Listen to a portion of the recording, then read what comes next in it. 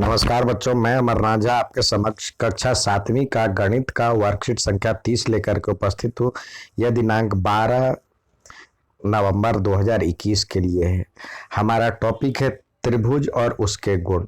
इसके अंतर्गत आज हम समकोण त्रिभुज और पाइथागोरस गुण पढ़ेंगे।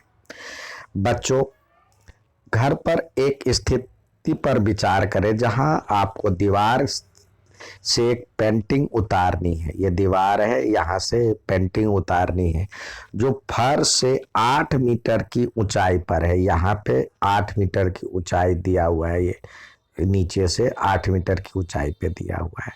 इसके लिए आपको 10 मीटर लंबी सीढ़ी का इस्तेमाल कर रहे हैं।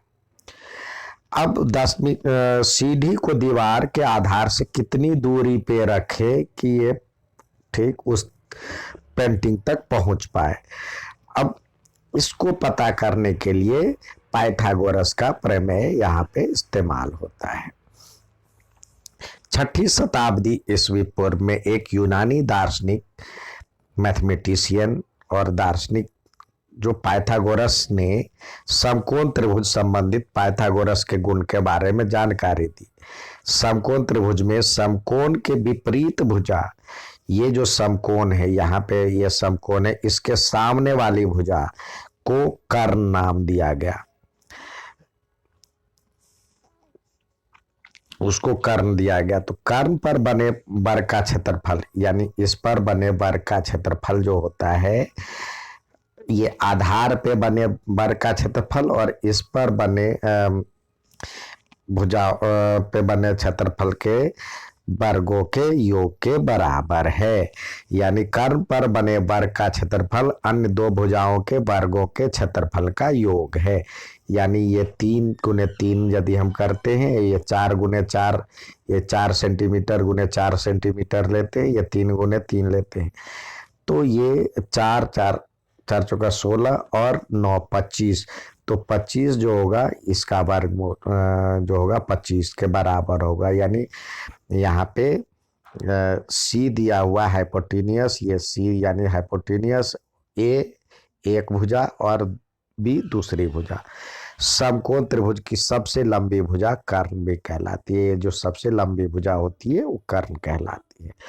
आइए इस उदाहरण के मदद से हम समझने का प्रयास करते हैं।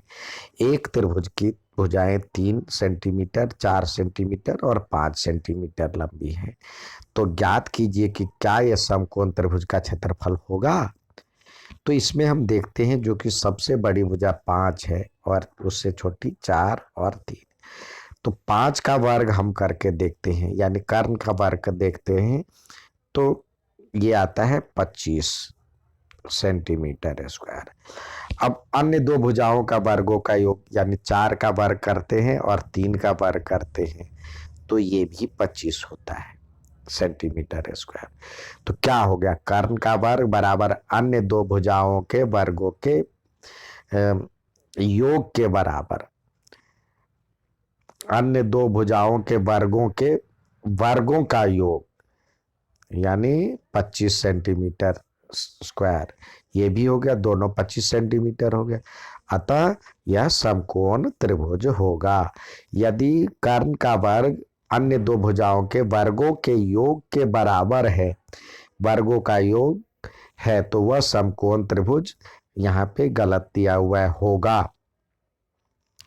कर्ण का वर्ग अन्य दो भुजाओं के वर्गों के योग के बराबर है, तो वह समकोण त्रिभुज होगा। अब आइए यहाँ पे दिया हुआ अभ्यास के लिए प्रश्न। पाइथागोरस द्वारा गुण द्वारा शुरू में दी गई स्थिति का हल खोजे।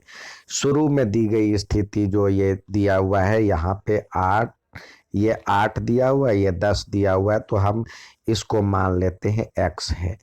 तो क्या हो जाएगा, 8 का स्क्वायर प्लस x का स्क्वायर बराबर में 10 का स्क्वायर। ये कर्ण हो गया ना, कर्ण के बड़ी भुजाओं का वर्ग अन्य दो भुजाओं के वर्गों के योग के बराबर है। तो 8 का वर्ग 64 प्लस x का वर्ग x स्क्वायर बराबर में ये 100। तो x स्क्वायर बराबर क्या हो जाएगा, 100 में से 64 गया तो घटाएंगे तो 36, तो x बराबर में हो जाएगा √36 यानी 6। तो इसका हो गया 6 मीटर, इसका आंसर हो गया 6 मीटर। सारे मीटर में है तो इसका भी यूनिट मीटर है। अब कह रहा है रीना एक समकोण त्रिभुज बनाता है। रीना को एक समकोण त्रिभुज बनाना है। त्रिभुज बनाने के लिए माप लेने में उसकी सहायता करें। तो देखे इसमें सबसे लंबी भुजा 9 हो गया और छोटी भुजा के वर्गों का योग करें तो 6 का वर्ग कितना होता है और 8 का वर्ग देखते हैं कितना होता है। 6 का वर्ग हो गया 36 और 8 का वर्ग 64, दोनों को जोड़ेंगे तो 100 हो जाएगा। 100 किसका वर्ग है? 9 का तो वर्ग नहीं है, तो ये तो नहीं है, ये 10 का वर्ग है, यानी ये लेगी रीना। अब अगला दिया हुआ है यहाँ पे त्रिभुज ABC में कोण C समकोण है। AC यानी इसकी लंबाई 5 दिया हुआ है, ये दिया हुआ है 13, AB 13, तो इसकी लंबाई निकालनी है। तो पाइथागोरस से ही हम निकालेंगे सबसे लंबी भुजा, तो ये हो गया 13 का स्क्वायर, तो 13 का स्क्वायर बराबर में होगा 13 का स्क्वायर बराबर में 5 का स्क्वायर प्लस BC का स्क्वायर, BC को BC ही रहने, तो 13 का स्क्वायर 169 होता है और ये इधर आके घट जाएगा, तो ये 5 का वर्ग 25 बराबर में BC का स्क्वायर। तो ये करते हैं तो 144 आता है। BC स्क्वायर इजकल टू, तो BC इजकल टू क्या हो जाएगा? BC इजकल टू इसका रूट, ये किसका स्क्वायर है? 12 का है, तो BC इजकल टू 12 और सारे सेंटीमीटर में है तो यहाँ भी सेंटीमीटर। नेक्स्ट कहता है चित्र में पतंग उड़ाने वाले धागे की लंबाई ज्ञात कीजिए, यानी इसकी लंबाई ज्ञात करने के लिए कह रहा है।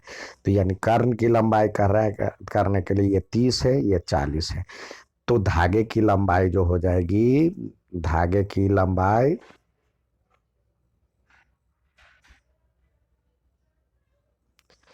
जो हो जाएगी वो होगी √30 का वर्ग,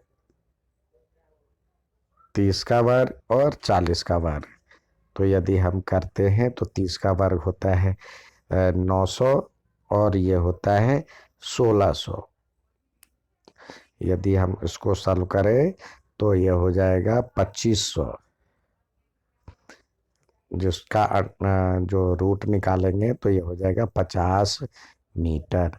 तो इसका सही आंसर है 50 मीटर। ये था आज का वर्कशीट। अच्छा लगे तो लाइक और सब्सक्राइब जरूर करें। धन्यवाद।